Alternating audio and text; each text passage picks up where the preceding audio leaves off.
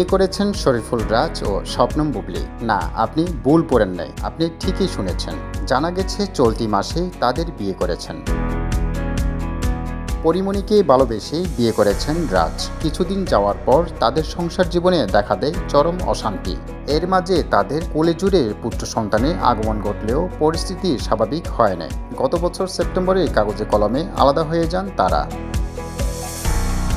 অন্যদিকে 2018 সালে 20 জুলাই শাকিব খানকে গোপনে বিয়ে করেন বুবলী। 2020 সালে 21শে মার্চ তার পুত্র সন্তানের জন্ম হয়। বর্তমানে তাদের সম্পর্কও বাটা পড়েছে। আনুষ্ঠানিক বিচ্ছেদের খবর প্রকাশ্যে আসে নাই, তবে আলাদা থাকছেন তারা। আমাদের ডিভোর্স হয়নি।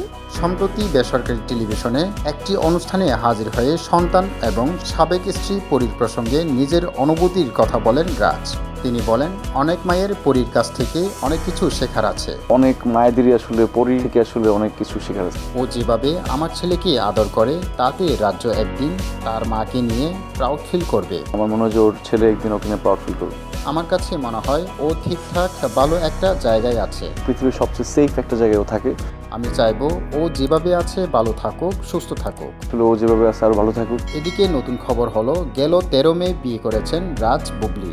উইকিপিডিয়া এই তথ্য জানিয়েছে, তবে এই তথ্য শতভাগ সত্য বলে দাবি করা যাবে না, কারণ যে কেউ এই অনলাইনে তথ্যকোষের তথ্য সংযোজন বিয়োজন করতে পারেন। একদিন তোর একটা রাজশাহী কিনে দেবো না।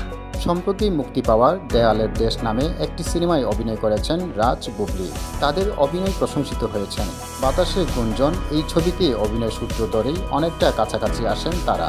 এখন যদি তারা গোপনে বিয়ে করে থাকেন, তাহলে সেটা মোটেই অবাক হওয়ার বিষয় হবে না, কারণ এই দুজনের জীবনের এমন ঘটনা নজির আছে।